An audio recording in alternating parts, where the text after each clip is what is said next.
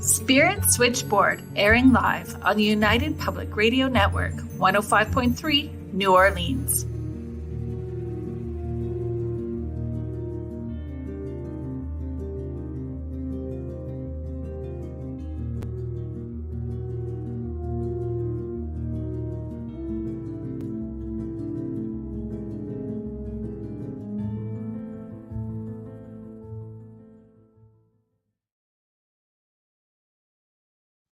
Hello, everyone. Welcome to Spirit Switchboard. I am your host, Kerrilynn, and you are listening to us on the United Public Radio Network and the UFO Paranormal Radio Network, 105.3 and 107.7 New Orleans.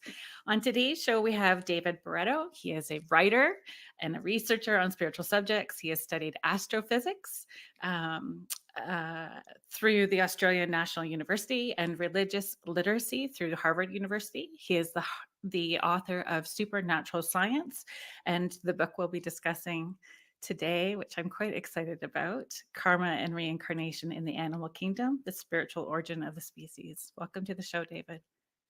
Thank you so much, Kerrilynn, for having me. I'm so excited. I can't wait for our chat. And I think that we're going to produce a lot of good information here. We're going to talk, we're going to debate. And yeah, I can't wait for everything. Yeah, I'm not so sure about the debate, but I wanted to tell you that I did read the book, and I had a couple of personal wow moments through it in having a different perspective, and maybe about compassion. I would say compassion is where I had some wow moments in personal self-reflection when I was reading the book. Yeah, which is good, right? You want everyone to come away with something. And there's so much in it. There's so much to unpack in that book. And I find I'm not very good. I'm not a person that can borrow books because I will highlight and write notes and sticky tabs in them. I love books to death. So yes, yeah, they're my babies. Right. And I'm processing and learning and you can see that all inside the book. So I'm almost embarrassed if somebody wants to borrow a book because they're getting, what I've. It's personal, isn't it? It's personal. It's very much. There's some vulnerability when I'm sharing a book, for sure.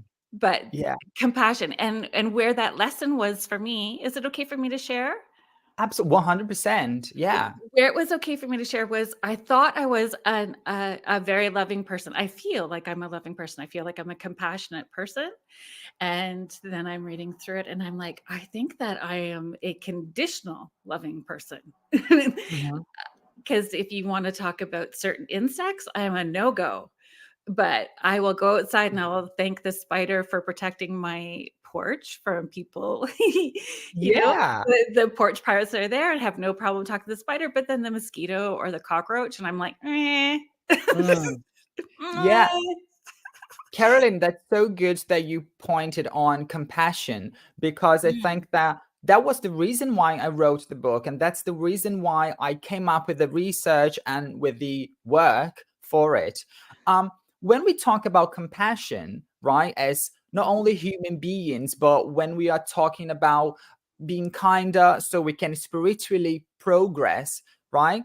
I think that compassion has to do, when we are talking about compassion, it's all about loving our equals or loving our family members and humans, and all of that compassion that we can see and read on literature and that we can relate to. But then what I am proposing here is that we have to extend our compassion umbrella, right, to other beings. I am not saying that you should at this point consider a mouse as much as you consider your mother, right? Obviously we are in a family and we are humans right now, but what I'm saying is that when we talk about compassion, we can't be selective. You're either compassionate or you are not. So what I'm trying to propose, as I said, is to extend this compassion to all beings and understand that when you extend this compassion is extending back, because above us and below us we have different beings, we have the hierarchy of spirits in the universe. So by extending compassion towards the minor souls, you are also doing that in your own favor, because Yeah. this will come back to you. So yeah, that's very important for us to think in that way. I will extend my compassion beyond my family, beyond my neighbors, beyond my um, country, and beyond my species. And that was when I was reading that, I had a memory from I lived in the middle of nowhere in the country, farming, farming community on a farm. So I knew how our animals were raised and treated, right? But what I was remembering was it was a rainy day. Um, we were on the bus, and one of the people that we were picking up, their mother was holding up the bus because she was collecting all of the earthworms that were on the road, and she would not allow the bus to drive over these earthworms. Oh, And so she wow. was collecting them. So we had this division on this school bus of elementary school age children. Um, giving this person a hard time about their mom who was out in the rain collecting these up because they didn't care, and the other ones who were caring, and that debate. And I'm 52. So this debate happened a while ago. Yeah, And but that memory flashed back up when I was hitting that book about compassion. Her mom was really teaching a whole bus mirroring, and some people got that lesson on the bus and absolutely. some didn't. Absolutely. Yeah, it's about relating to, and relating to, Kerrilynn, I believe, is not putting yourself in their shoes, right? Relating to is, how do I feel about it? Is it right or not? So we can always, whenever we see something, we can always immediately judge, is it good or not? Are they doing something good or not? And the difference between good, Kerrilynn, that something that I Mhm. perceived is that good and bad. Mm. Oh, we just had a little bit of a glitch there. So, oh, we just had a little bit of a glitch. So you might need to repeat that again for us. Right. Okay. Sorry. So when we talk about what is good and what is bad, right? Because there's this polarity, right? Good and bad. What is Mhm. good and bad? I believe that good is when there's no selfishness. And what is bad is when you have selfishness. For example, if I am bad towards you, right? I do something bad to you, it means that I am being selfish because I want to do whatever, or I want to take something from you, or I want to cause something onto you, regardless of what you feel, right? Right. So I am doing something regardless. So I will do it. So that's selfish. But when I am not being selfish, I care about what you are feeling or what is happening to you. So that debate that you're talking about, the mother was there teaching, and there was two sides. You can spot the goodness, the sides that was good, not that the other side was bad, but you Mhm. could spot that side is not being selfish, the other one might be being a little bit selfish. So that's the difference, I guess, between good and bad. So yeah. I wanted to, not necessarily that's where I wanted to start the conversation, but I'm glad that we did. Me too. Was karma actually that word? Um, I call it stink eye tight butt. It's one of those words that makes me go, you know, Mm. only because it gets used, I think, improperly. People toss it around like a buzzword without really understanding what it is. The same as the terms love and light. Like love and light Mhm. is another Oh, term that kind of gets tossed around without maybe really understanding the intention in which it can or shoulda, coulda, woulda be used. Yeah, mm, so maybe we could start our conversation with you talking about exactly what karma or cause and effect, if you can talk about those. sure. Kerrilynn, I really share this thing with you about the word karma. And I'm so Mhm. glad that you mentioned it, because karma sounds a bit heavy, doesn't it? Like, and Mhm. sometimes we use or we see karma as something that is nefarious and something that is like a punishment or something Mhm. even intricate that we can't understand. What does that mean? You know, what karma is. So let's just talk about what karma is, right?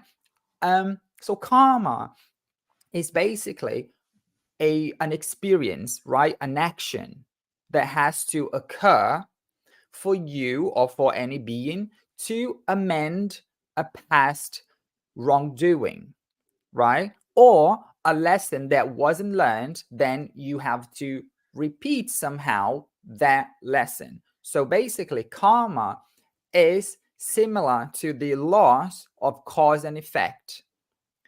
Now, let me just talk about the laws of cause and effects, because they are very Okay. similar to karma, but they're not quite the same, right?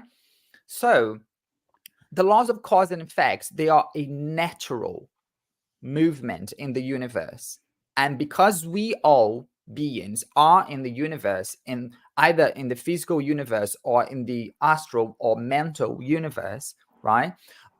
We are subjected to that movement. So, for example, if I punch the wall, right? The same pressure that I apply onto the wall will apply onto my hand, right? So this is like a natural movement. If I throw a stone um, in the sea, so that is a movement. You know, I will cause a movement, right, back. Right. So it's pretty much natural. The difference between, so when you do something towards anyone in the world, in the universe, that will come back to you. That's the law of cause and effect. However, the law of the karma, as we talk about, you know, for our progress, karma is basically that law, but there's a plan around that law. There's a meticulous plan. You plan, you modify that experience that you have to go through. So when that thing, that experience is coming back, there's a modification. You can modify, you can plan around it. So let's say, I'll give you an example. Let's say that in your previous life, you had a child, but then you abandoned the child because you had to live, you know, a life of maybe fun. You were being selfish, maybe. You know, you could have raised the child, but you decided to just go and have a good life. In a next life, your karma means that it's either you choosing it or you are advised to go under that circumstance. In your next life, you can come with that same child, but now the child will be disabled. And now that is a karma. Why? You love the child, and taking care of the child is the most important thing for you. But now you don't have the option. You have to go through that. So before, you would have, in the previous life, you would have to have raised the child. But now you have to compensate, right? So you have to give a lot more. So this is karma. Obviously, we're talking about something quite heavy here, right? Wow, I abandoned a child and now I have to take care of, you know, and there's no escape. So the laws of cause and effect are natural. Yeah. Karma, you can kind of modify or change. So, for example, if you in your previous life abandoned the child, right? So you created the imbalance in, you know, in your lives, and then 20 years later, you regret, you can't find the child anymore, but now you start taking care of other children because you feel remorse and you're doing Right. so much. See, you are shortening your karma because you are learning the lesson and you are Right. doing something good to mitigate that you caused. So now it's not the law of cause and effect, because the effect is going to be diminished, and then we're talking about karma. So you asked me to start talking about karma, and that's the difference I want to put in Yep. here, Yeah. that for us humans, we are dealing with karma. So we modify, we plan. Animals, we are dealing with cause and effect only, not karma. And why? Well, yes. So the main reason is because from insects, right? Yeah. In here on planet Earth, I'm talking about planet Earth, but that extends to other planets and other planes. So from insects to humans, we are experiencing something called instinct, right? So obviously, when you Yeah. talk about cockroaches, ants, bees, they are all 100% ruled by instincts, right? And then you change the species, right? You go to, let's say, cats and dogs. Mhm. They are mostly ruled by instincts, but they are also now developing some sort of emotion towards a species other than their Mhm. own. And they are thinking. Their line of thought is shorter than ours, but they are already having short ideas, glimpses of ideas, of thoughts. So, see, they are not commanded 100% by instinct. And you can see this difference in between all the realms. I mean, all of the kingdom, the realms of insects and amphibians and mammals, and it goes like that up to the most complex animals here on Earth, which are elephants and dogs and dolphins and cats and goats and pigs. So remember instinct, right? The more evolved here on planet Earth that you are, the more complex you are, the less instinct you have. The more basic or more primitive you are, the more instinct that individual Right. or that insect will be, right? So animals, as they are ruled or commanded mostly by their instincts, they cannot decide what is good and what is bad. Remember that we were talking about Right. selfishness. So they can't. So what they are doing is never evil, right? So when a lion, obviously for me, it's really sad to see a lion going after, an animal or something like that. But when they do that, they're not being evil. That's the only thing that they can do because their instincts are telling them to. The instinct, it's an intelligence, but it's an intelligence of the cells, right, of your soul. But it's not thought, it's not intellect, it's not reasoning. So they are not reasoning. So they're not Right. deciding on being evil or causing harm or hurt, right? Therefore, they are, because they don't have this reasoning, right? They can't be told, oh, you're doing something bad. However, for us humans, because uh, we still have instincts, right? But because we have so much for our species, right? For this planet, because we have so much intellect and reasoning, we can decide exactly what we are doing when we are in a normal state, right? So I Right. can decide if I am being evil or if I'm doing good, if I'm being benevolent, if I'm Right. being compassionate. So we can decide. This gives us this responsibility, and that's karma, because we are now deciding on. It's not our instincts. I'll Right. give you an example of how instincts play on us, if you allow me. Of course. So let's say that what are the basic instincts that we have? I mean, that everyone, all of the animals here on Earth have. It's the instinct of procreation, right? It's the instinct of um, um, keeping themselves keeping alive, collecting food, right? Right. So I need to get food, I need to Survival. survive, so I need to eat. Yeah. Yeah. And so they're basics, right? These two, we have those, right? They are now small in comparison to our reasoning. But let me tell you, when you have a regrettable sexual fantasy, right? and you see some, crimes related to sex, for example, Mhm. what are they? They are a mix of instinct, right? The desire, the physical senses desire to have sex, but then they mingle with their regrettable thoughts, their regrettable ideas, their reasoning, which is Right. distorted.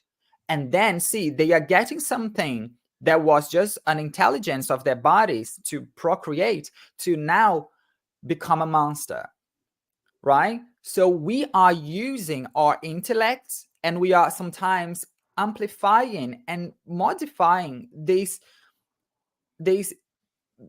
instincts that we still have, right? So see, we are deciding on that. So that's why we have karma. We decide on things. Animals, they don't. So that's why we are in the laws of karma, because we can then fix that, because we decided to do good or harm or not. The animals, they are not deciding. The It's an more, impulse and they can't control. so sorry, I interrupted you. I'm sorry. No, no, no, that's at all. So the more people raising their conscious awareness and becoming, um, choosing more consciously, shifts the collective energy. Is that how you would see that? Like the more that people become consciously aware of how their choices ripple energetically out, um, will make a difference. Yeah, absolutely. I think that, if we think in this way, right?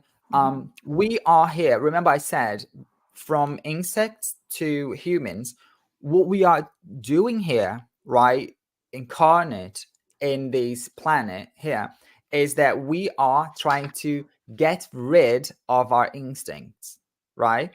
So that's what we are trying to do. Obviously, we're trying to progress spiritually, and we have to, before we leave this planet to another plane, another consciousness, another dimension, if you may, we can't bring these earthly instincts with us, So from insects to humans, we are doing these, right? We are more advanced in those terms, humans, because we've been there before. The Yeah. insects are just starting. So if we understand now that I have to get rid of my instincts, and that's not something bad, what we are doing is, because we are developing reasoning and intellect, and obviously Mhm. then compassion and fraternity and all of that, we know that those choices are more important than the instincts, the remains of instincts that we still have, right? So Right. it's about choosing and making an effort. So obviously, it's not easy, but that's how we progress. So if we discarnate now, right, we die now, we're going to see ourselves in the astral plane on the same terms of what we are now. We're not going to become angels just because we discarded our physical bodies, and we're not going to become demons. We are just like experiencing the same thing, the same emotions. So if I Yeah. had an addiction, I'll still have an addiction there. Not necessarily that I will Yeah. take things in there, right? But I might just become an obsessor of someone who still takes. But anyways, that's another conversation. What Yeah. I'm saying is, I agree. once you are Yeah. there in the other plane, you are still carrying with you all of those, all of the junk that you were doing here on earth, right? Yeah. So that's why I'm saying, when we choose consciously to be in good, to being compassionate, and to choose not the way towards instinct, but the way towards reasoning, and reasoning encompasses compassion, right? Mhm. Reasoning is not about like this oh, I have books, and I read a lot, and I'm quite well read and educated. No, it has to do with compassion, Yeah. because there are some points in our lives, not necessarily on these planets, that we start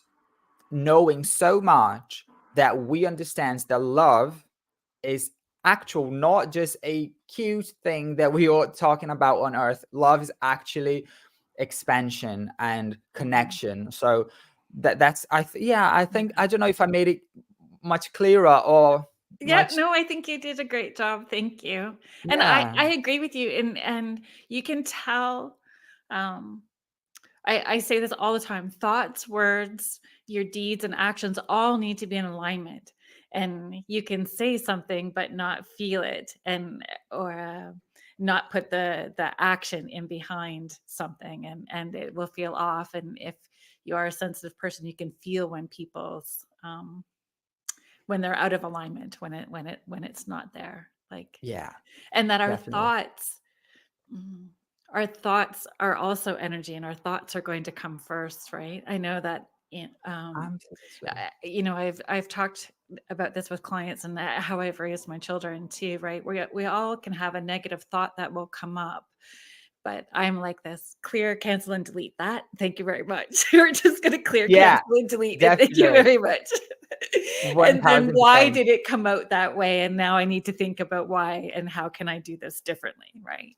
Great. That's great. Yeah. I think I kind of do the same a little bit, it's trying Yeah. to replace what is there, Yeah. right? Replace or, make an effort. It's not about faking it. It's No. about choosing, Yeah. right? You, Yeah. there's a phrase that I really like, which is your mind is an instrument. Don't let it play you. Oh, that's lovely. Yeah. Yeah. So you play it. So you master it. Yeah. Yeah, that's wonderful. I have always, from the time I was very little, been able to see and hear people that are crossed over. So that's been my whole Yeah. being. So having children, my children as little beings were having the same experiences. So that was when that decision to move into um, this world full time. But eh, just because I was having those experiences didn't mean that I understood everything. There was Yeah. still so much learning to do. And when you were talking about someone who passes when they've made choices that um, were not in alignment for them for their growth, not in alignment for Mhm. their spiritual growth. I've had sessions with people who, say that they've told their children that their loved one that's died is now their guardian angel. And I always cringe when I hear that, because I'm Yeah. like, are you sure you want that family member to be your guardian angel right now? Yeah. Like, are you sure about that? 100%. Are they that advanced? Hmm. You And know? so a lot of learning, like expanding that um awareness that there's growth and lessons and everything that we do, and that extends when we die, that Mhm. those lessons are still there. But another question that I get a lot, well, and they do come into, I mean, uh pets come in all the time. I've had everything from guinea pigs to horses and cats and dogs That's come through in spirit lovely. for their yeah, for their owners, for their family member when they're having sessions. So that is a question that gets asked, where do they go, and will Mhm. they be there when I Yeah, well, that's when so I go? lovely. That's so lovely what you do. I'd love to actually talk to you more about that because I'd love to get more of your, experiences and input. So, according to, all of my, research, but not only research, because it sounds something like robotic, but I have Clinical. my sensitivities, but obviously, I'm basing the book on research. Yeah. Is that when you have domesticated animals with you, right? So you have a dog, a cat, a guinea pig, or something like that, right? What happens is that they are now interacting with a human being or with various human beings, right? So now they are connecting to a species other than their own, which means that now they're not wild beasts, they are not animals in the jungle, they are interacting. And that interaction generates something beyond their instincts. Because remember, their instincts would guide Right. them, Right. right, to only like be together with their own species and do the things that they had to do. But now you see, Kerrilynn, if you have a dog, right, let's say that the dog has a puppy, right? Maybe that puppy or the mother, they love you more than they love their own species. They're waiting for you to go back home, and they are like crazy for you, and they're so jealous about you. And so you see, wow, this is beyond their instincts, right? So all of these animals, they start developing something that in nature, in the wilderness, amongst their own species, they wouldn't develop. They're developing this sense of connection and these emotions with humans. And obviously, you have their energetic centers being expanded because of these, like the heart chakra that we talk about, and even the throat chakra, so they can communicate. So this is being there, like it's exercising when we are interacting with them. It's growing in them, right? And now, because of these, they can no longer, let's say, reincarnate in the forest, in the jungle. Now they will be interacting to humans and using that to propel their spiritual growth. And that is helping humans too. So the question that you asked, like, where do they go? There are two questions. If the animals are collective souls, right? Collective souls are insects and very primitive animals who reside in a colony. They are group souls. What are they? They are not spirits, but they behave collectively as one spirit. So their energy that permeates their beings, right, is a very complex sort of energy containing information and data, but they are not spirits. So let's say that you have 100 ants. If one of them dies, that one is not going to reincarnate, right? Now, the energy that was permeating that ant goes back to the group as though that's a soul, right?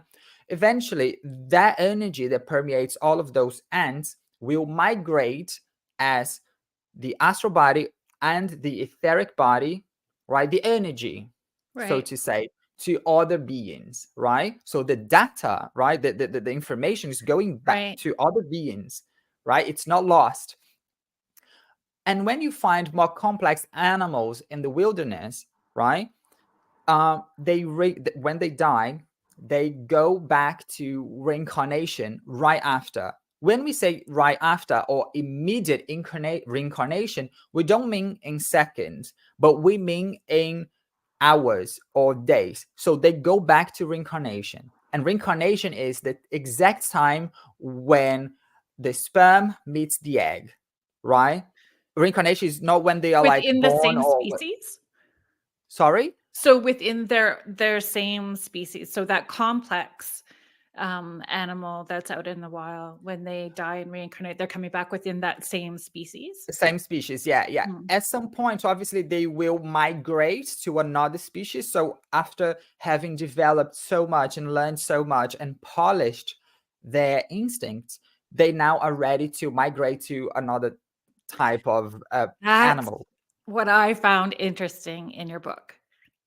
That whole concept of migrating to a different species. Yeah, it's I'm still wrapping fascinating. my head around it. So I was really excited to have the conversation. Oh, that's so good. They have Because this. sometimes hearing helps me process a little more than just reading. So Yeah, right. Because I just want to like pass with my own sound words, what it is.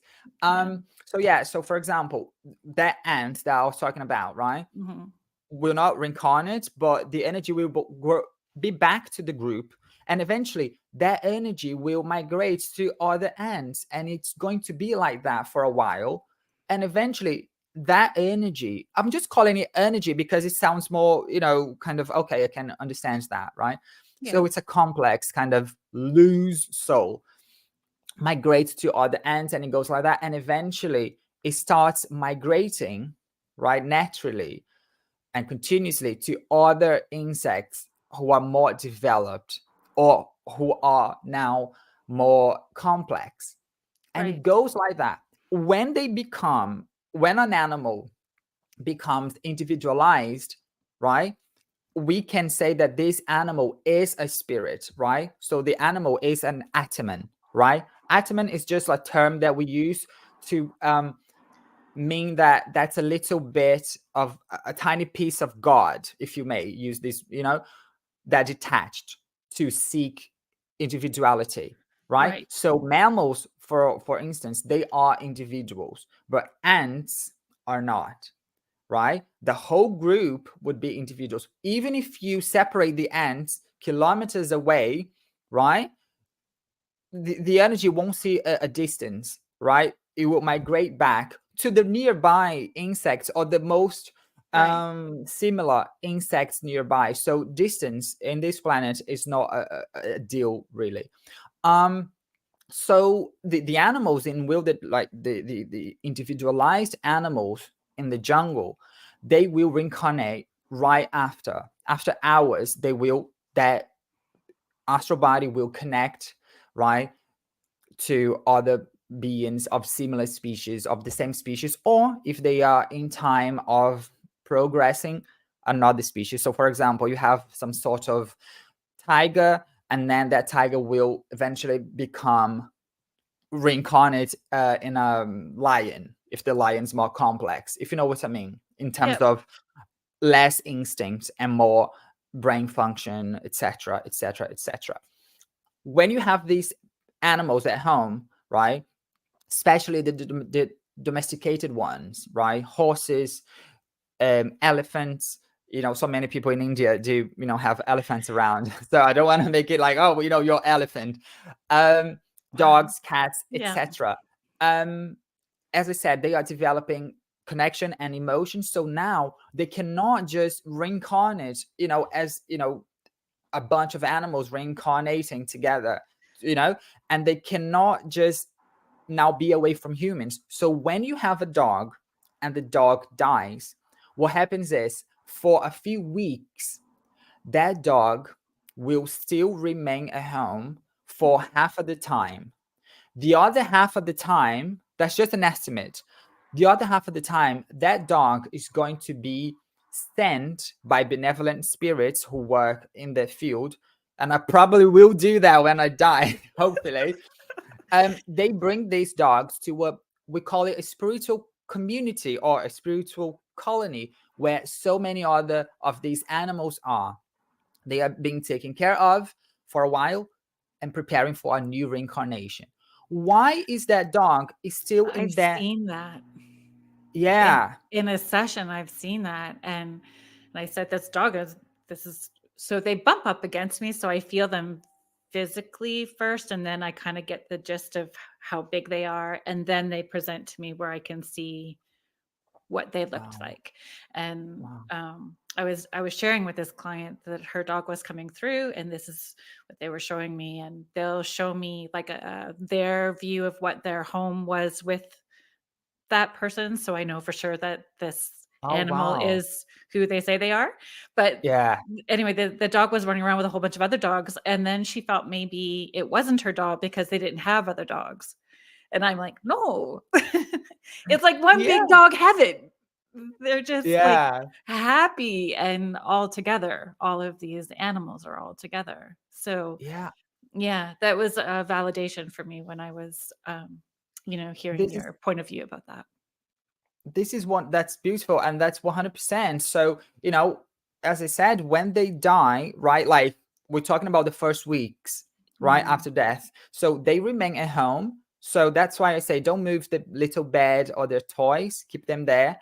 It's just because for them, they don't know they died, they don't know that situation, and they're Mhm. not suffering. So if they had a newness or something, they are not particularly suffering because they are Mhm. not mentally processing that, or they're not attached because they don't even know what happened. So Yeah. they're not suffering particularly.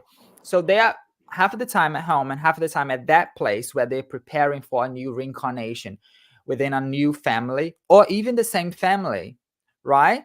Um, After a while, right, when the dog then gets accustomed to the new place, right, the colony or the community of dogs there, then they don't have to come back anymore. However, they are still accessible, right? So it's Mhm. not that like, oh, okay, they're in the community, so they're not here. No, you, for example, as a medium, you can still connect Yeah. to the dog there.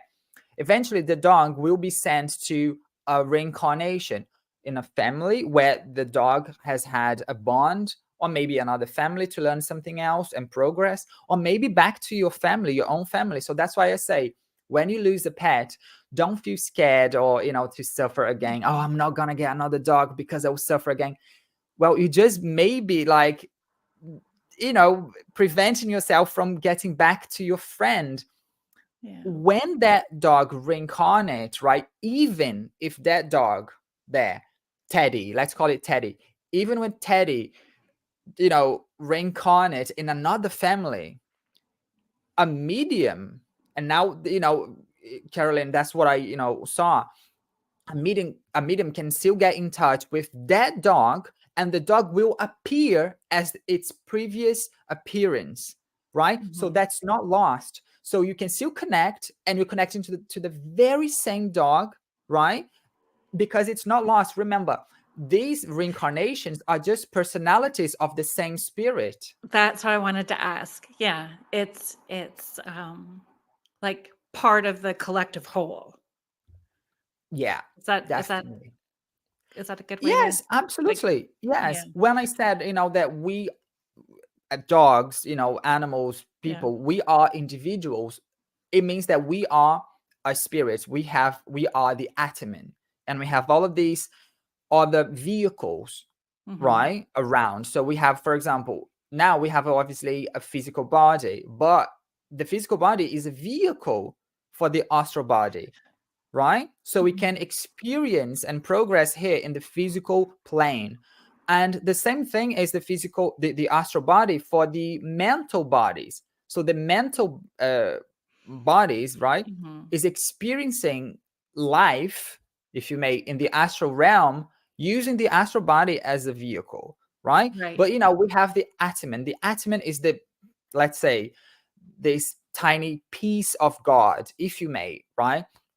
It's what you are, so you don't change that ever. Right. So obviously these dogs, right, they are individuals, so they are one spirit, and they having different reincarnations, and in each reincarnation they look different and they have a different name, like us, right? Now I am David. In a previous life I was Mukunda in India. No, that's just not, it's just an example, right? I Yeah, yeah. wasn't. But so Yeah. that's how things are.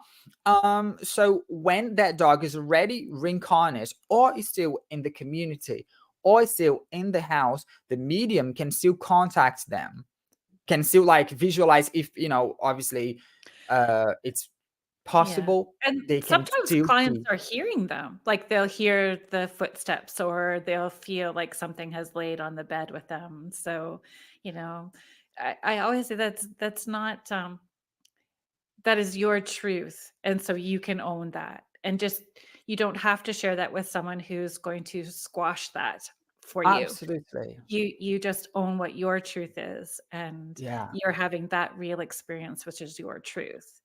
And absolutely. it's Absolutely. interesting. I was teaching a class here in my home over the weekend, and someone looked around in the corner and she asked me, "Did you have a cat die?" And I said, "I didn't have a cat die, but we inherited one."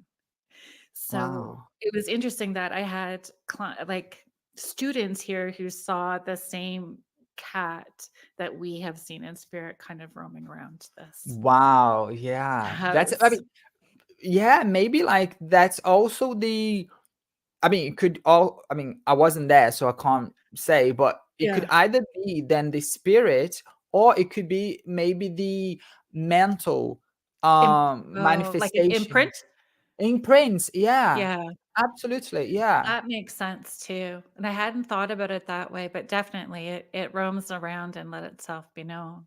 Now, what Yeah. about clients that have asked, um, who feel that their human loved one that has passed can reincarnate as an animal? Yeah, so that won't happen. That I doesn't happen. I know, but some people Yeah. really want it to happen. Yeah, it's not gonna happen. So basically, we can't retrograde. We can't go back in Yeah. evolution, right? We can be stagnant. We can remain where we are, Right.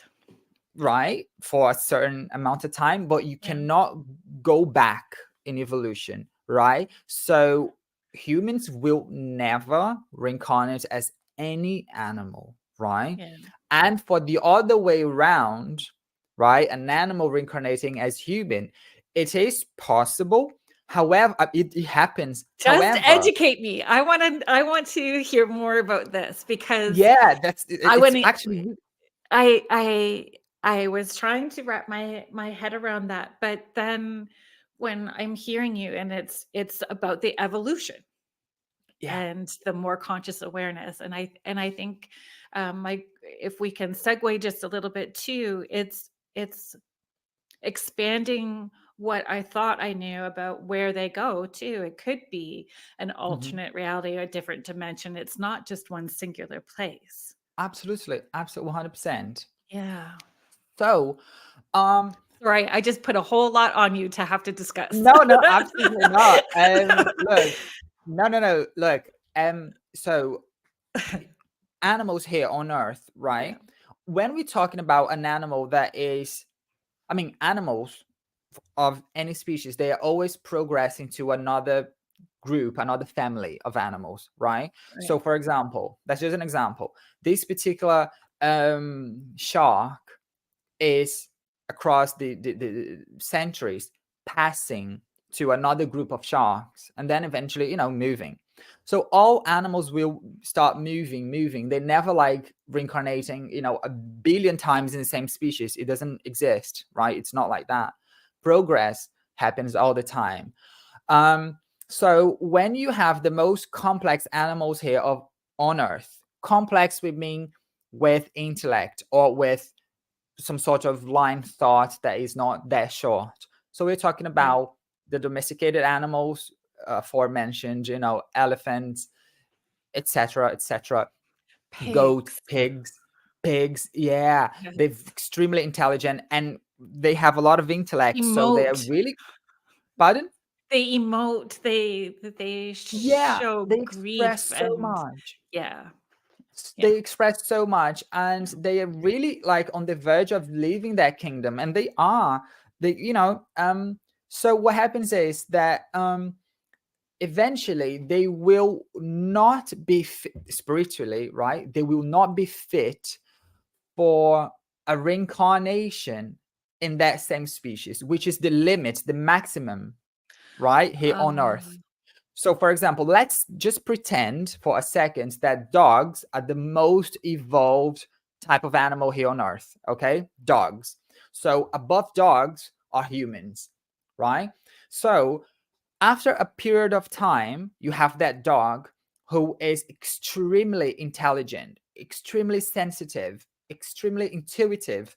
We see some dogs that you yeah, look at them and I'm like, oh my God, you know what I yeah, mean, yeah, like this dog is definitely very intelligent and self-aware. And wow, let's just say that dog now, another incarnation in a physical body of a dog, even of that same species, is not necessary anymore, and it's not going to bring that dog further development, further spiritual growth. So right. now that dog, what happens is that, oh, is that dog now going to reincarnate as a human? Not necessarily. So, for example, the dog will go to another planet. When I mean another planet, I don't mean physical planet. The dog will go to another plane. It could be either here, a plane around the Earth, Yeah, or another planet, a nearby planet, Venus or Mars. Again, not the physical planet, the astral planet yeah, in that location. And then reincarnates there as a more evolved animal, more than what he or she was in here. So they will be a lot more aware and intelligent and self-aware and then they were here. Or they might even go to another planet, again, another place, astral place, where they will reincarnate, not in the physical plane, but in the astral plane. They will reincarnate there as a primitive type of human, right? So when I mean like these other planets, just understand that, in the universe, right, we don't only have planet Earth, right? Mhm. And the astral plane of the Earth. We have other ones Yeah. happening, right? They are there. We're not just Earth. We have to stop with these. So they might go there and progress in this way, and eventually, after being like a more intelligent and aware animal in Venus, for Right. example, right, after a while, that they can then come back to Earth and reincarnate here as humans, as a primitive human. Primitive, I mean, I know the word sounds really bad, but primitive, I mean that in their first reincarnations here as humans, they might just be a miscarriage, and then they will just like die after birth, or they Mhm. might even be born with some disability, right? Or they will just, maybe not be so complex because they are just adjusting to a new kind of astral reality, right? And another astral body, another body. Right. So animals can reincarnate as humans, yes, but they will first develop themselves elsewhere. You're not going to jump from dog to human, right? Right. Like, okay, you died as dog, 10 years later or 20 years later. Oh, that's, that was my dog. This girl was Yeah. my dog in previous. No, right? It will take a while, but it Right. happens, but it will take a while. Yeah, I just find that fascinating. Fascinating. Yeah. Like, and I watched when I was preparing for our interview today, I had watched you do a talk when you were it was about this, but it was actually about dinosaurs. And I think that's Oh, when it was like, oh, that sort of like really was a wow for yeah. me. If you Wow. would, Yeah, do you want to share? definitely. So It's dinosaurs, the same sort of thing, but you were talking about dinosaurs, and I'm like, of course, then. yeah, look, the thing about dinosaurs is that, first of all, they were animals, Yeah, right? So that's the first thing. They are animals. They were animals. So if they were animals, they were probably spirits, and some of them group spirits. So yeah, evolution, and when I mean evolution, I mean spiritual progress occurs for everyone, from the stones, from mineral kingdom to archangels. We are all yeah. evolving and we're not stopping, And that's really right? when I was talking about the wow in the book, I think that I had thought of myself in a certain box and realized that I wasn't really fully opening to seeing from a bigger perspective. And really Mm. your book pointed out those areas where I needed to look bigger. Oh, that's so good. I'm so glad Yeah. they had a look. I So yeah, interrupted, so sorry. no, no, no, not at all. You are joining in. And yeah, so dinosaurs, they Mhm. were animals, so they were progressing spiritually, and I mean they are still, but where are those spirits now? We're talking about, Kerrilynn, six, how many millions of years ago? Millions, yeah. 66, yeah, like so many millions, so we're talking about a long, long, long time. Those spirits are not stagnant, they're not stuck in time, they have progressed, they are still progressing, right? Those spirits of dinosaurs, they are not on earth anymore, right? They are in a very kind of like high, not high level, but they are mostly, the individuals back then, they are above where we humans are now. Because obviously when there was uh comet or asteroid here Asteroids. impacting the earth, and they got instincts, most of them, 90%, they obviously died, and their spirits had to go elsewhere, they weren't just like floating here around the earth for millions and millions and millions of years. They migrated, right? Collectively, all of that, bunch migrated to other Mhm. planets to there become their local primitive animals, or that dinosaurs in the other Right. planets, right? And then they were developing there. If something happened in that planet, they migrated, they got exiled. They are moving and they are migrating and they are evolving and they are going from species to species, right? And the same way that the evolution of species occur here, right? So you have, when you see a chicken or a bird, you can say, wow, your ancestors back in the days of dinosaurs, they were these dinosaur, right? We always Yeah. see these, oh, these are the ancestors of these and that, or the lizard looks like a dinosaur, etc. Well, pretty much like the evolution of species happen, right? The evolution of the spirit happens, right? So that's what I mean. Those spirits there of the dinosaurs, Right. they don't look like dinosaurs anymore. They are evolved. They are not like semi-gods, but they are really evolved, most of them, right? um and that's what I want to say. So the animals that are today here, the relatives of those dinosaurs, right? When we see crocodiles and sharks and lizards and birds who had their ancestors as those dinosaurs, they are only related in terms of biology, in terms of DNA. Really, they are not spiritually the same beings. Or does that make sense? So those Yep. dinosaurs there, they are not reincarnating as dinosaurs and the same species forever. No, they are migrating, right? Planet Yeah. Earth is a school, right? The real world is there. Here it's a Yeah. dense physical school, right? Yeah. So that's why we Yeah. humans and animals come here to learn for a while, or to do and undergo some things for a while, and then we go back there. We only reincarnate here. We only still reincarnate here until we can absorb everything we can and do everything we have to. It's pretty much like school. You're not on the eighth grade forever. Once Yeah. that school is done, it's done. You move to uni. You go Yeah. and you do your Yeah. doctorate, and it goes like that. So yeah, for And the dinosaurs. you have to be willing to be uncomfortable. Like learning can be uncomfortable when you are Absolutely. self-reflecting and having accountability. It can be Yeah, raw and uncomfortable.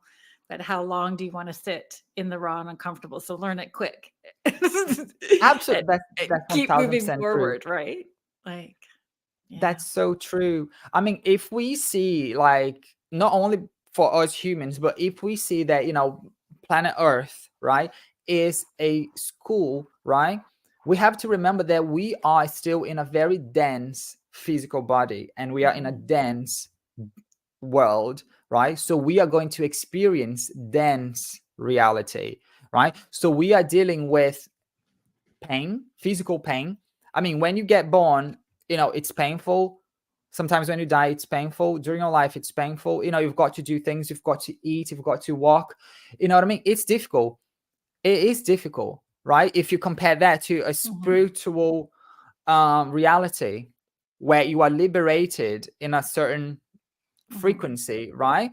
You can just teleport and you can think telepathically, talk telepathically. I mean, um, and you don't feel pain and you don't age. So see, we are undergoing so much here on this planet. So we have to understand that this is a school.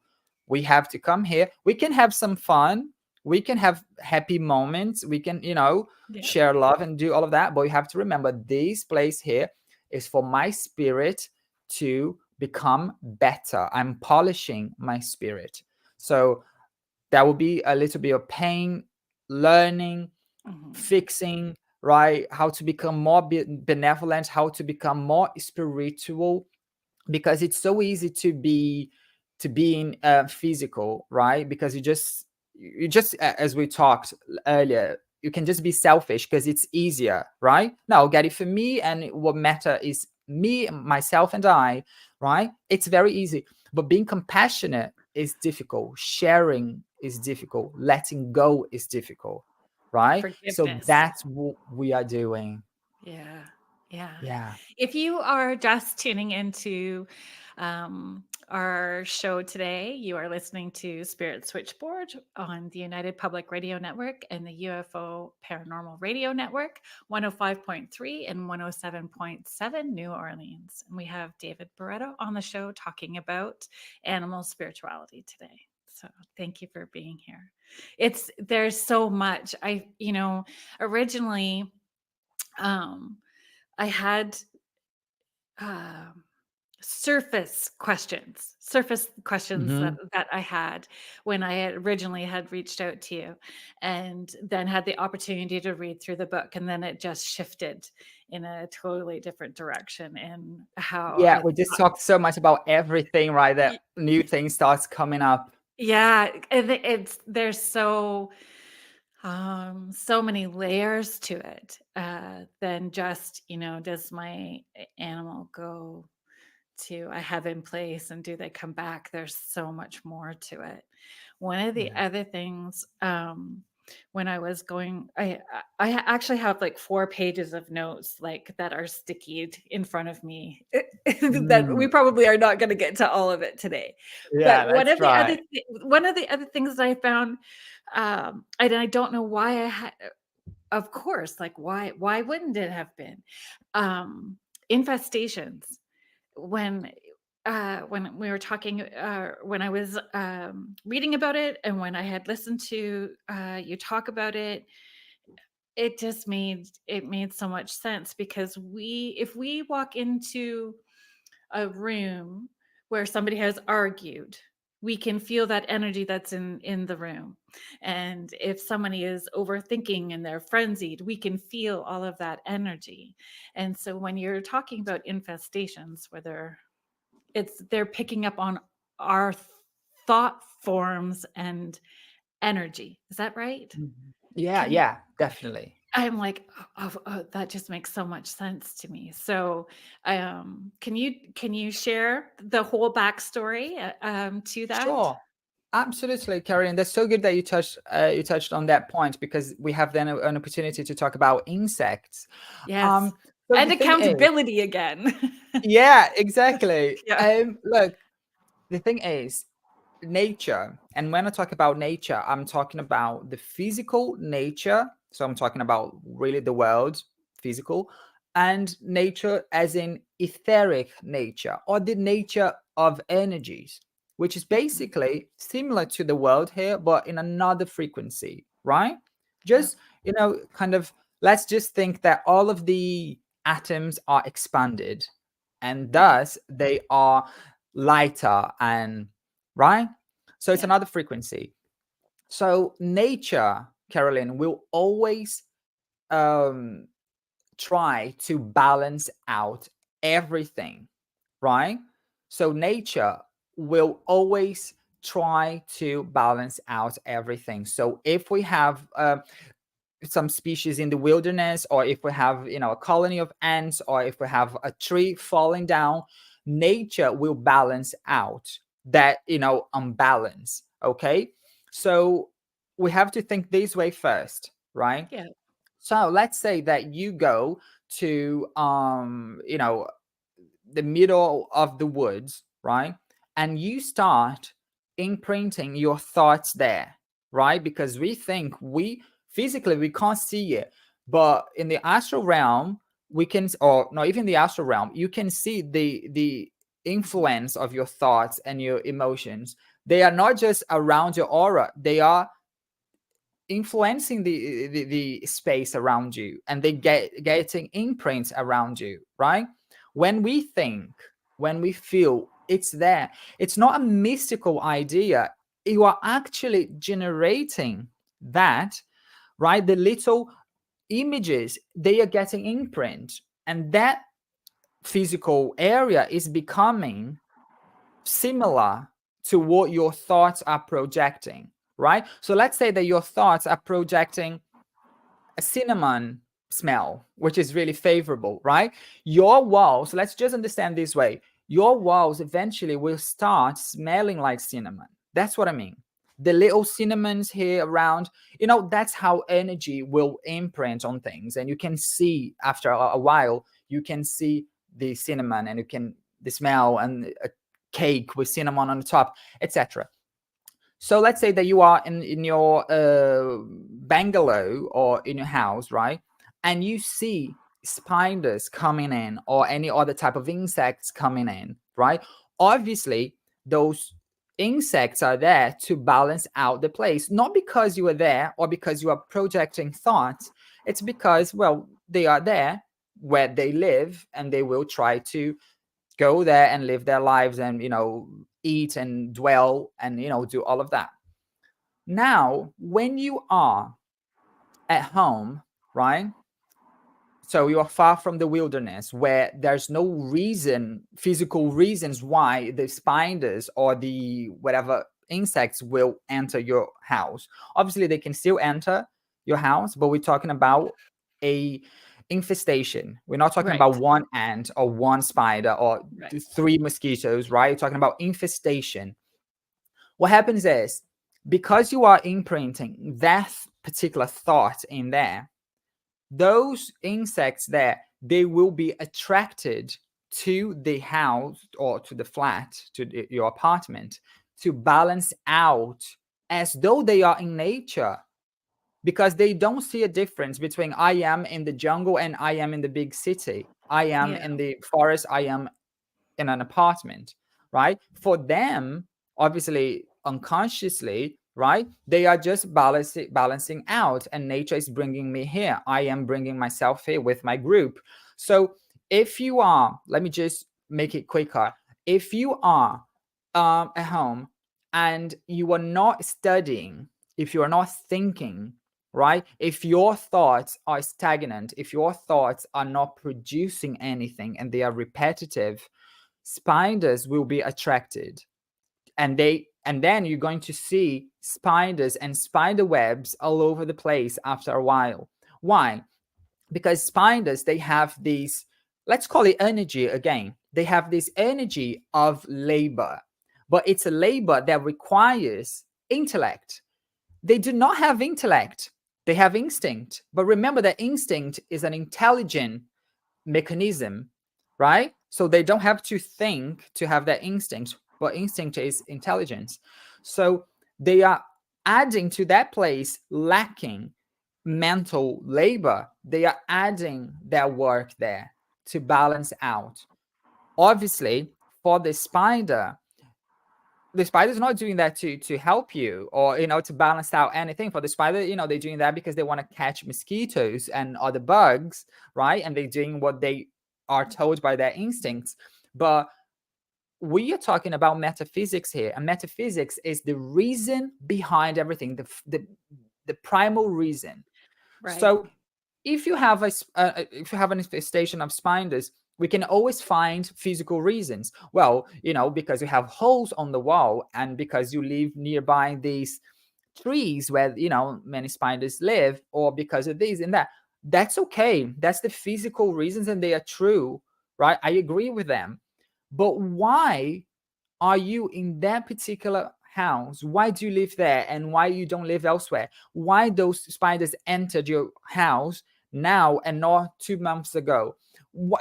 We start like investigating the whys, right? The primal reason that generated the encounter of you and the infestation. So those spiders, they are there donating, right, their energy of mental labor to your house, because you are not doing that. When you have ants infesting your place, right, and you clean your kitchen and you don't leave food crumbles on the floor, and it's so annoying, and you have so many ants and you don't understand why. Ants, they ooze this energy of sweetness, right? They're very sweet, they're very kind. Obviously, we are not talking about them deliberately. So it's not that they mean to be kind. Actually, they will bite you, right? They will sting you or whatever they do. But what I mean is that the essence, right, the energy permeating them is very similar to the energy of that we link to kindness and being sweet, right? So when you have a lot of Community. ants in your kitchen or in your house, it's because that place lacks sweetness. It lacks the joy of being sweet, being really kind, right? Being really graceful, right? So then you can find, physical reasons for the ants to be there. You're like, okay, it's because, we are eating food and sugar. Why are you eating so much sugar? Maybe you are lacking sweetness, you know what I mean? And you have to compensate. So those ants are being attracted there, obviously, to do their jobs.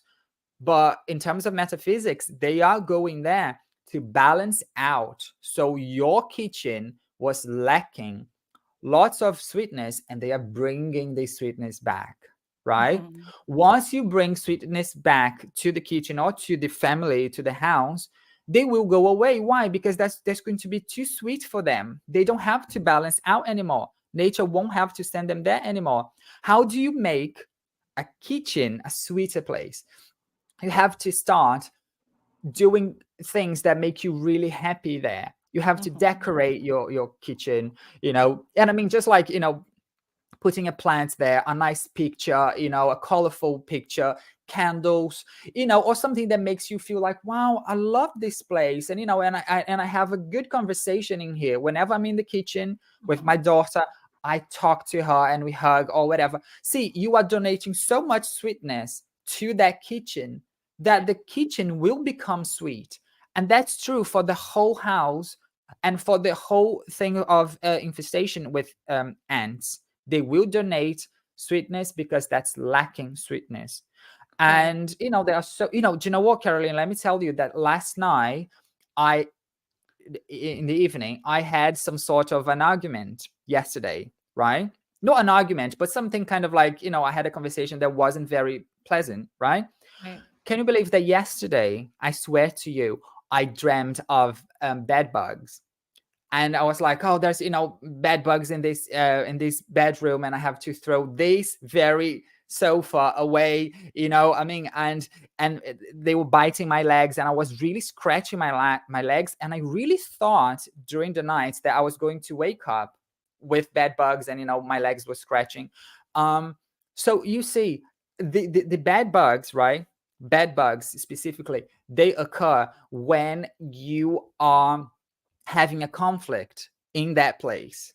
You're having a conflict with Mm. someone else, but you don't want to say, right? You don't want to, there's a conflict, but you don't want to confront because that confrontation will lead to something worse. So you have Right. to endure there.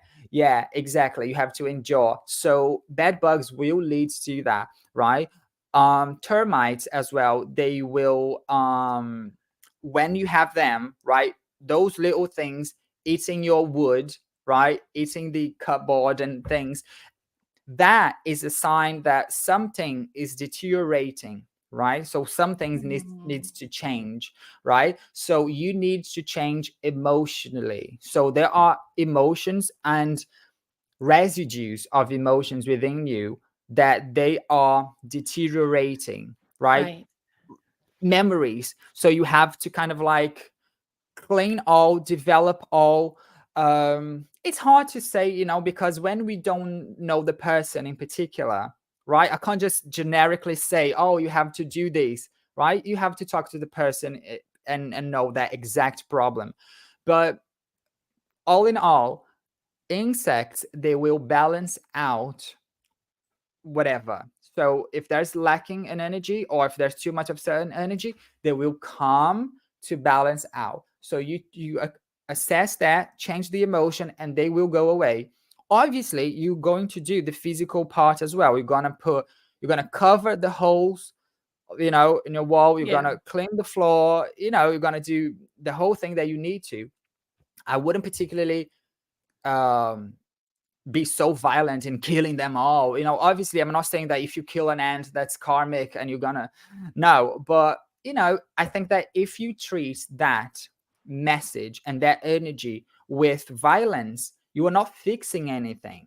You have to fix Mhm. yourself first and do the other measures, as opposed to okay, that's a battle then. You know what I mean? That's not going to fix. It will fix temporarily, right? Like, but then it won't fix. So use those insects Yeah. as an opportunity. If there's an infestation here, why? So if that came to you in a dream, is it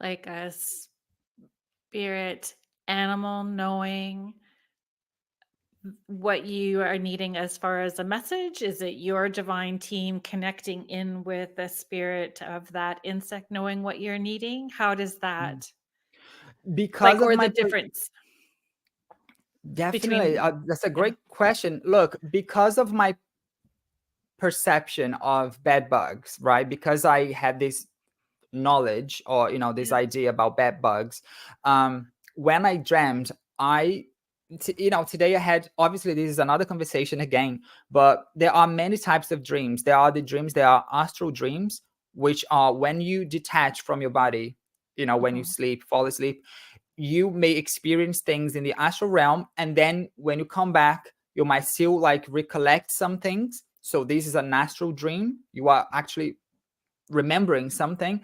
And there are the dreams that are just, let's say, mental burps, right? So for example, you see too much of a movie, or you got impressed by the movie, you're gonna dream about the movie.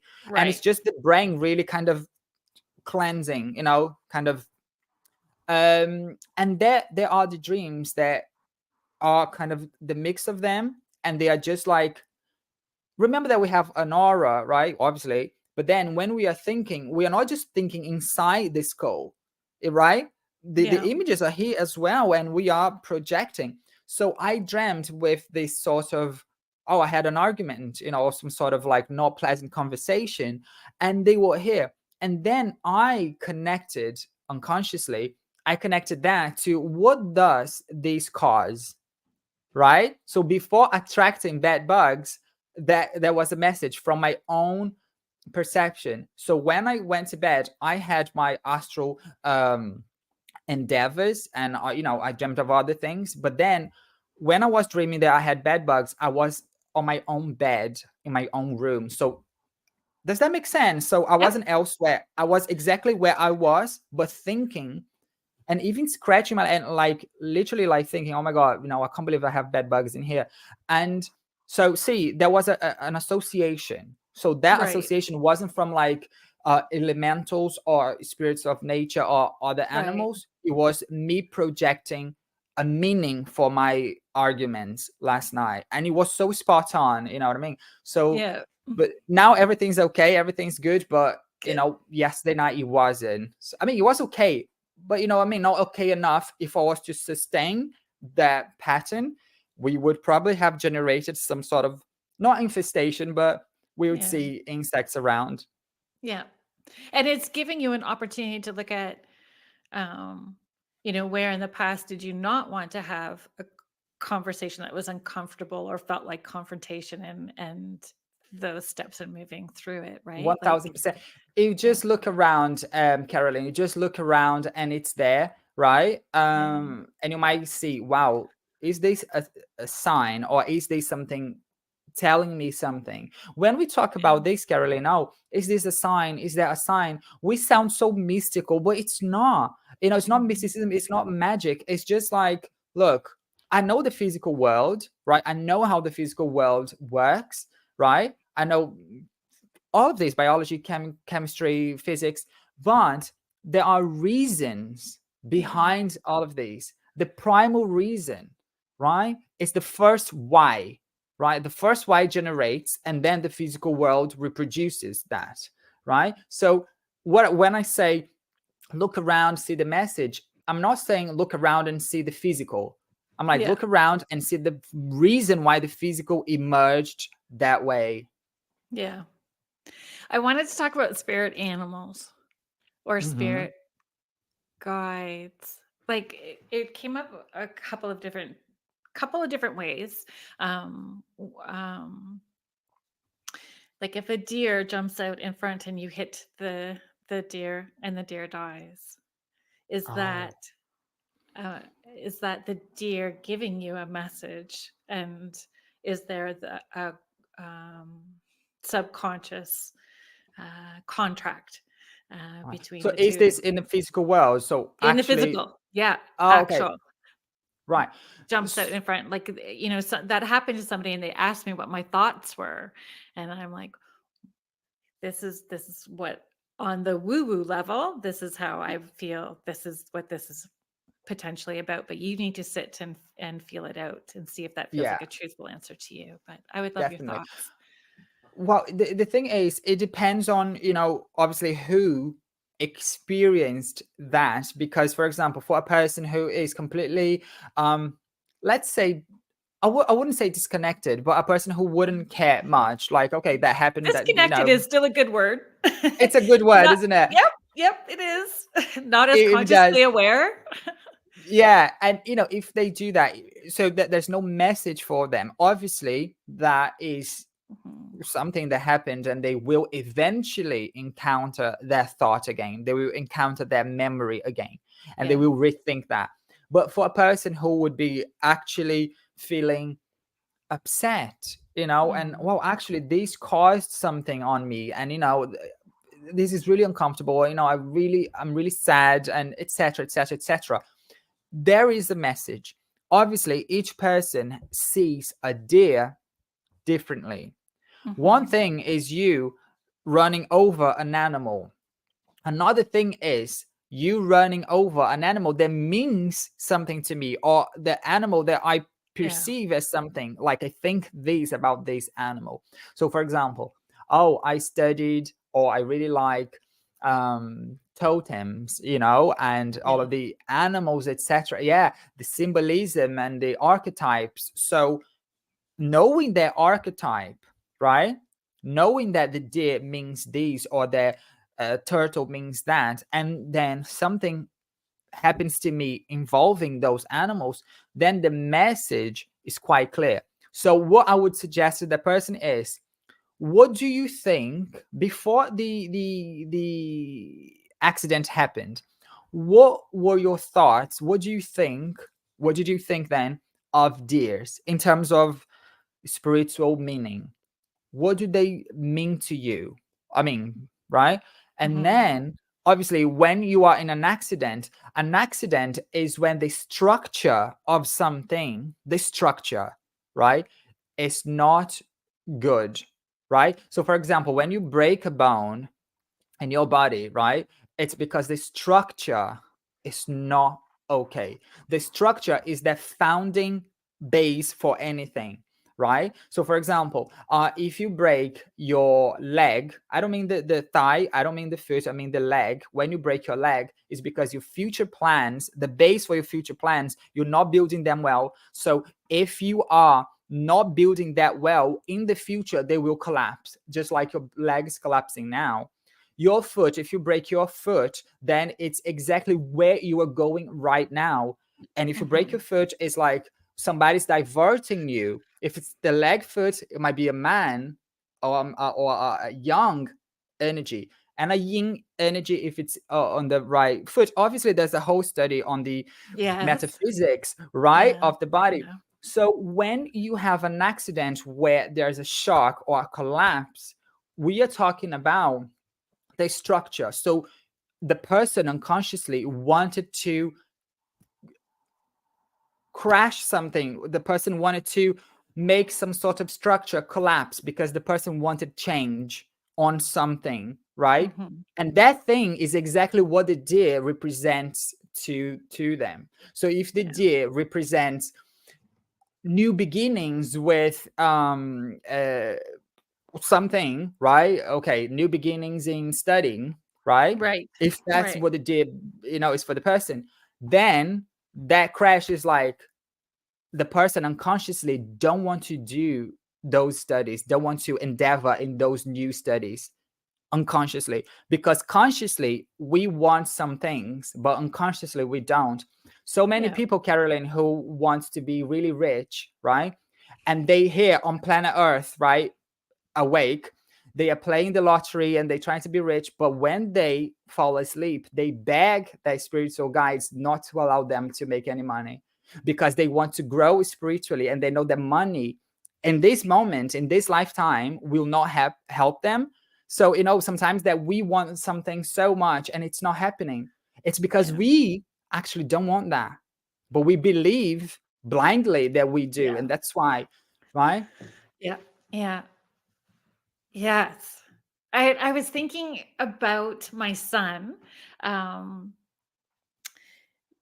uh, he's a grown man now. My son is a grown man now, but when he's in the autism spectrum, does beautiful, having a wonderful life, building a beautiful life for himself. And when he was younger, he was nonverbal till over 3. He was nonverbal Wow. till he was over 3. And then when he started talking, he was telling you how your kidneys function and why the Titanic sunk. And he just went from not speaking to an encyclopedia.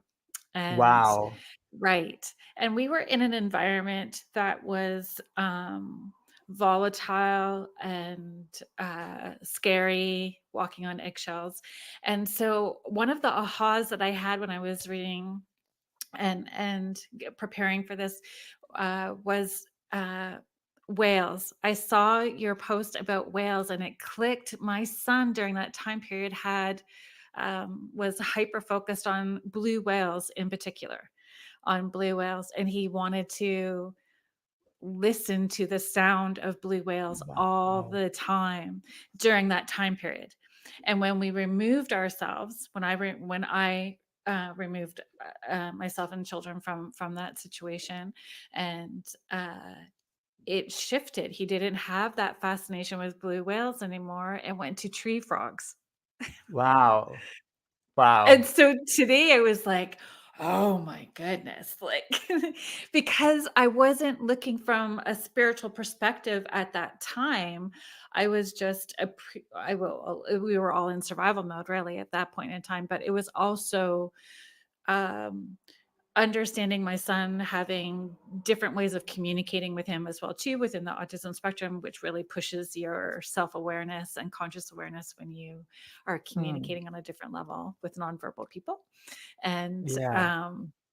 yeah, so if you could talk a little bit about um why that would be important, what that aha actually was all about, Right. Yeah. So yeah, that's so fascinating, honestly. isn't it? The thing, Like just the animals themselves that he was focused in and where we were and what was happening.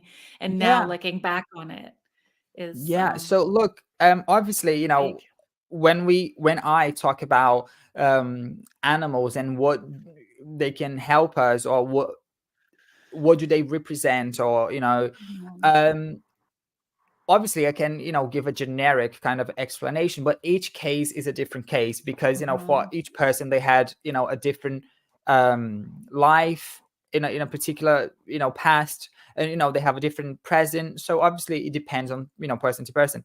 But what I can say to you is that whales, they represent, and when I mean represent, I don't mean about human symbolism. Oh, they represent because we think this way. No, the mhm, sounds of whales, they resonate, right? They are similar to what the motherly sound sounds to someone. I'm not saying that whales that make the same sound as mothers do verbally. I mean that sound of whales triggers inside of you parts of your unconscious mind that has to do with a caring mother, right?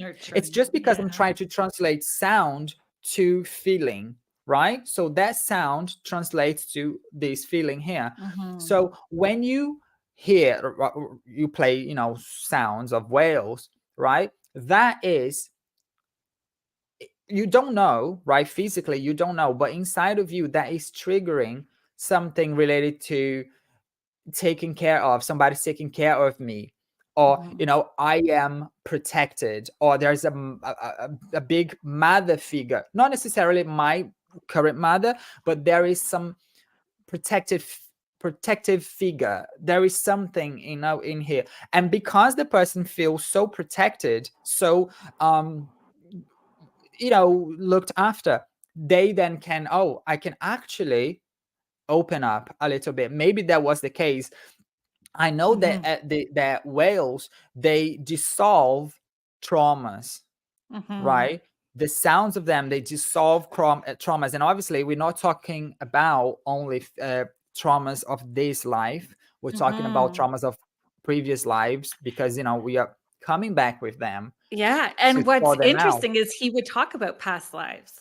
When he started Really? talking, it was, truly fascinating, and one of the things that he had said was that it was not to be sad when he died, because he was going to go back to where, he had come from before, and he did say God, Um, and I didn't take them to church, so this was, yeah, just wow. from him, and he was 4 at the time, and he said,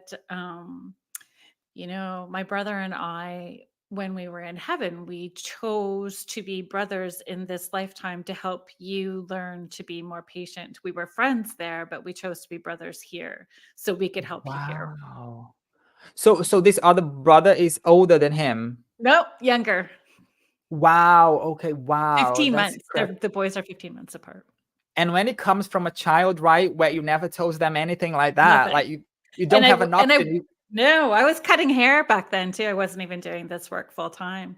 It was Yeah, because they were having these experiences and talking about it, and I did as a child too, that I decided to come out and of course. That's the do the work and be more consciously aware so that they could also do what they needed to do here too. that's But it fantastic. That's right. wow, wow. That's a big story. That's a big It's a big thing. story. Yeah, And but that they the animals he chose, because when I looked up even tree frogs, to understand that message from tree frogs is being on the right path, and this is successful in where you're going, and, it was just very fascinating when you allow yourself to look into it. You don't necessarily have to be a shaman to be aware and to research into it. absolutely, you don't have to. You just have to, I mean, maybe you can go and, collect some information, experience something, and Mhm. then observe more and feel more Yeah. open and be like, is this a message? It's not that you're going to be crazy around, No, oh, is this a message? Is there a message? Is this? No, you're no. not going to be like that. But when it's there, when it's obvious, like you Yeah. knew it. And that's what I tell clients as well too. Like, not every cardinal you see is going to be your loved ones on the other side, but when it's weird, when it's doing something that is out of the ordinary and out of Yeah, context, then for sure. And you can correct me if I've been, not saying it, if I've been misleading clients, if you can correct me, but that's how I've always now seen that it. you're absolutely right. You are absolutely right. It won't be, always, but I think that when it's there, obvious to you, and when it's Mhm. so obvious, that's why I say, for example, when you see like a sparrow or canary or, something like, a bird, that could be a spiritual message, but 99% of the times they won't be. It's just the Mhm. animal really, residing in nature.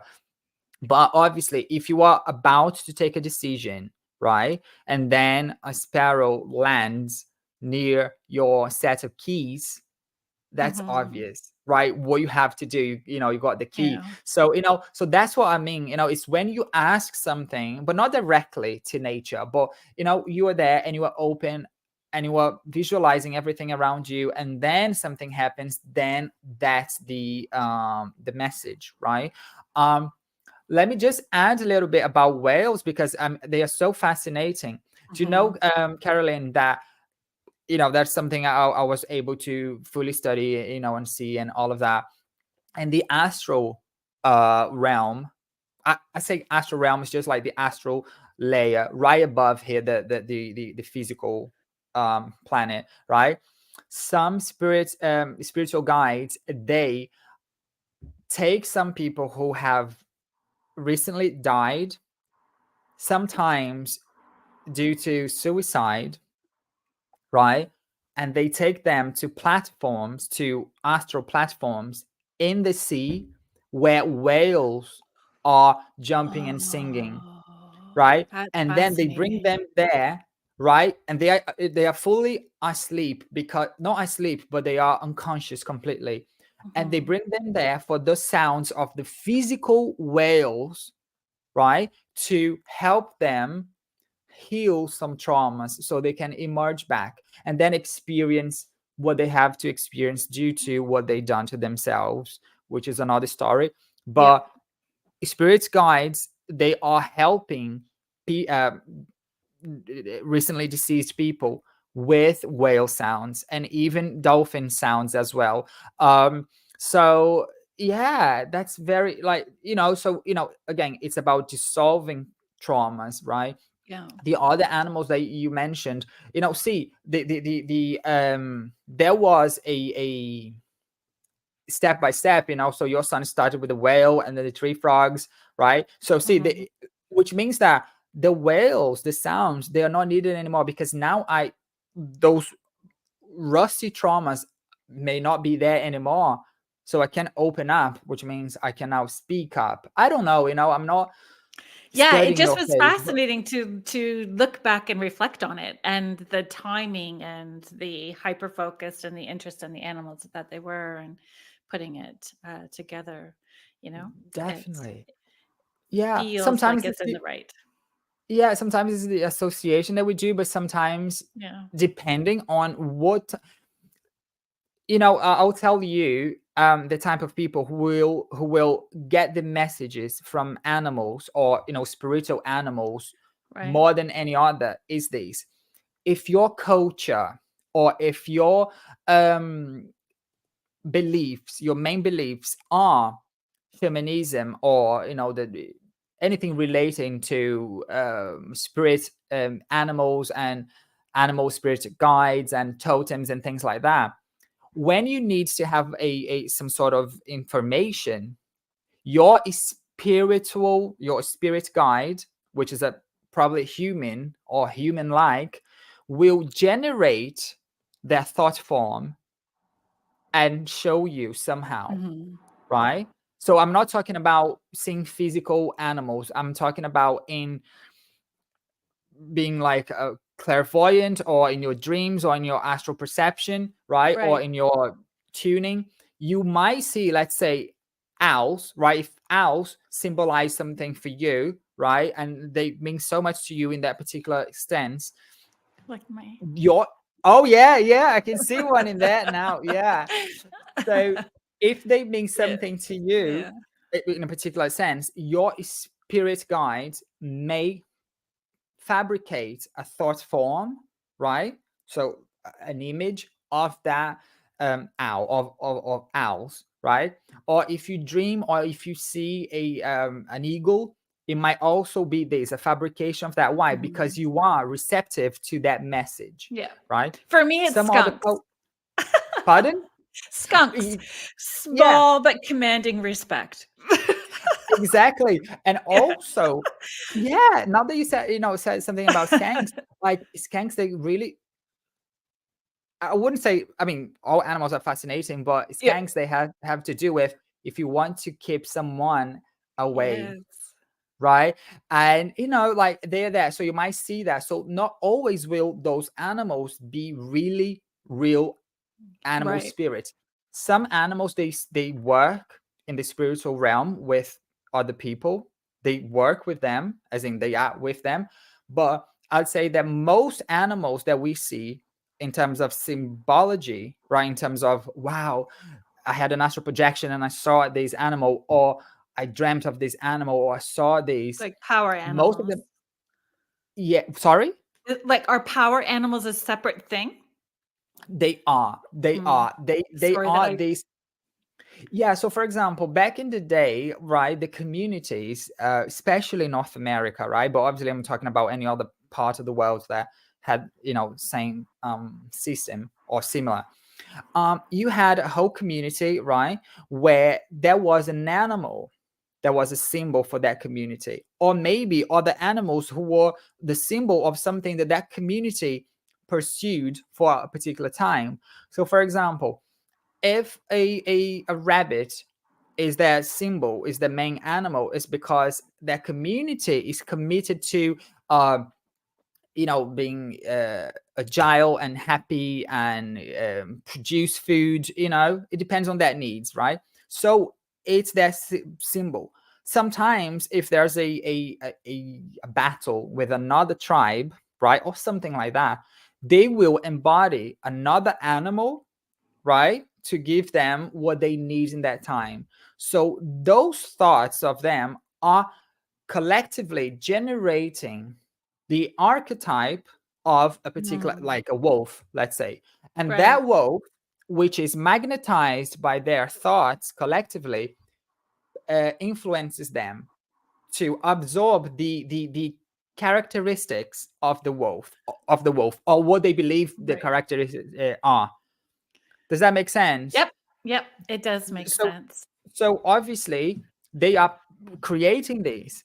Some other wolves may join in, as in because they are, like attracts like. So some other wolves, as in spiritual, may come and be around, right? Some spirit guides might actually bring some wolves, etc., if that will help the community. But for people who are not in the community, or they're not in these days, because the world now has changed dramatically, right? So we don't find communities like that anymore. It would be pretty much the same thing. So if you put in your minds that butterflies is all about change and happiness and all of that, you are embodying the archetype of the butterfly. So you have a picture of a butterfly, and you have a tattoo of a butterfly, and you love butterflies. Then you are creating that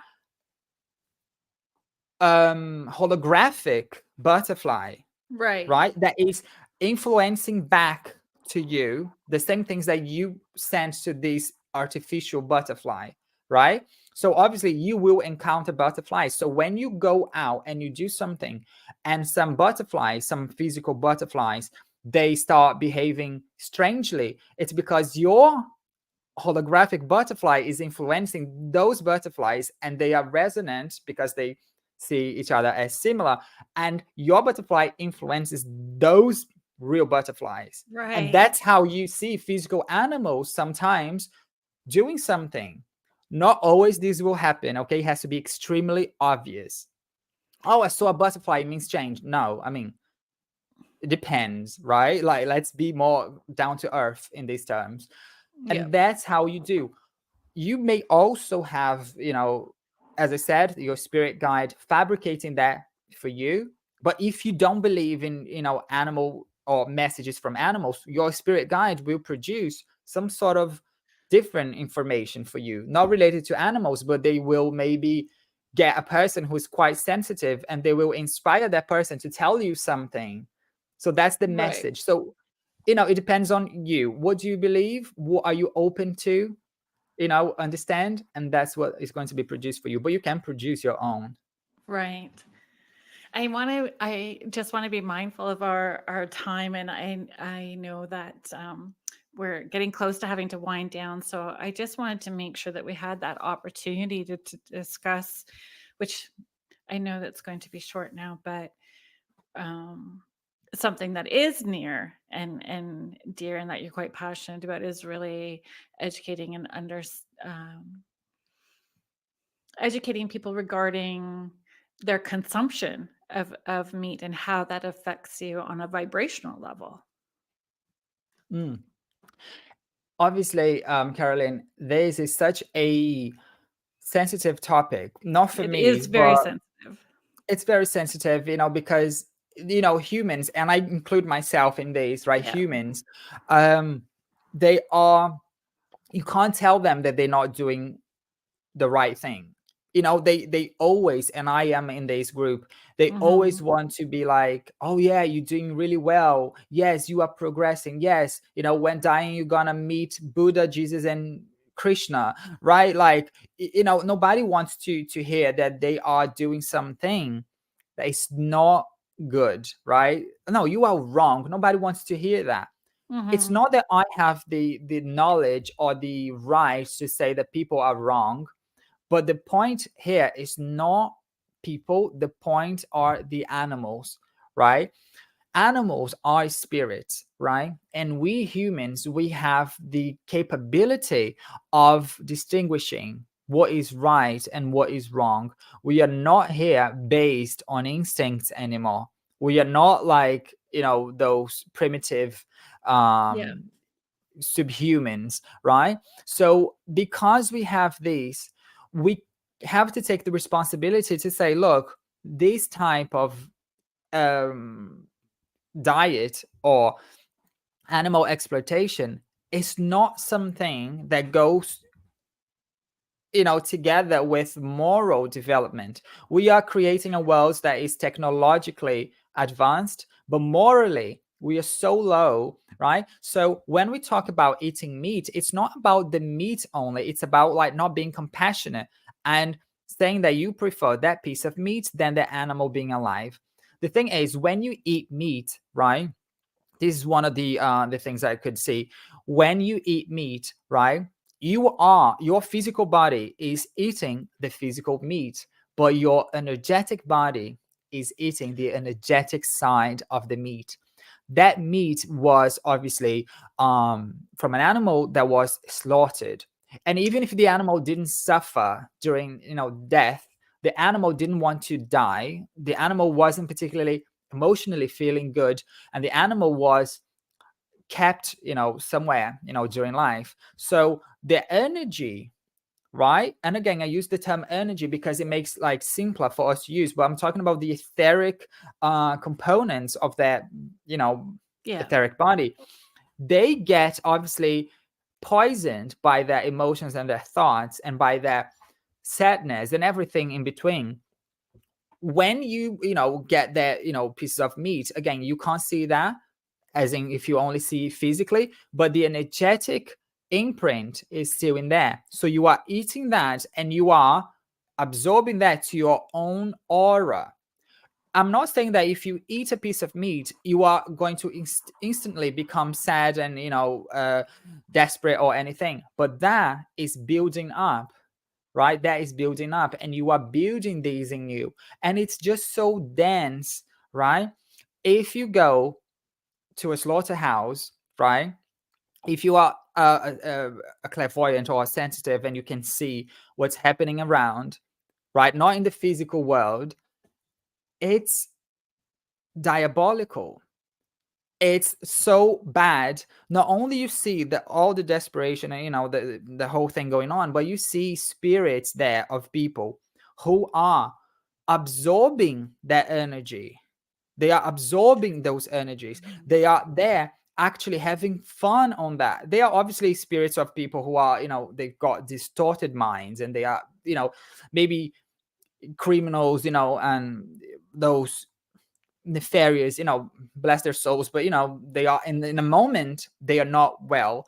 So they are in these places, and you find these type of spirits in brothels, in skid rows, right, and in slaughterhouses, and in anywhere where there's a lot of malice, Desperation. Hmm. desperation, going on, etc. So they are there obviously feeding on their energy. Why they are feeding on their energy? It's because those spirits, obviously, they are not physical, and they are not in the physical world. The etheric energy of the animals, they are semi-physical, right? So they are too subtle to be considered physical, but they're too dense to be considered spiritual. So Right. when those spirits absorb their energy, the etheric energy, they then experience some sort of physical senses again, right? And then they can do more here on the Right. physical world. They can interfere more, right? Because then they have more semi-physical power, so they can almost touch, not touch, but the the Influence the, in a the way. corridor in between Yeah. physical and spiritual becomes shorter, because then they are with this physical semi-physical energy.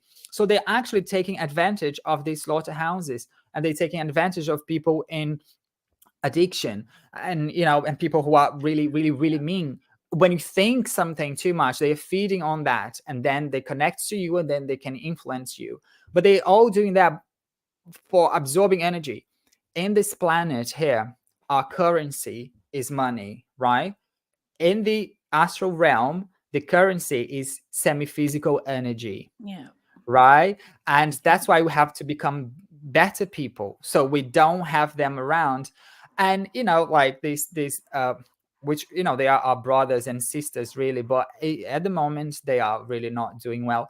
So eating meat, you are not only promoting this horrible suffering of these animals in the physical world, but also in the astral world, and you are giving more energy to these nefarious spirits for them to interfere on earth, and they are causing wars and diseases and everything that we see, all the chaos, right? Most of it Yeah. is like half of it is produced by us directly, and the other half is by them, right? Who Yeah. are discarnate, and they are still trying to revenge and to do something.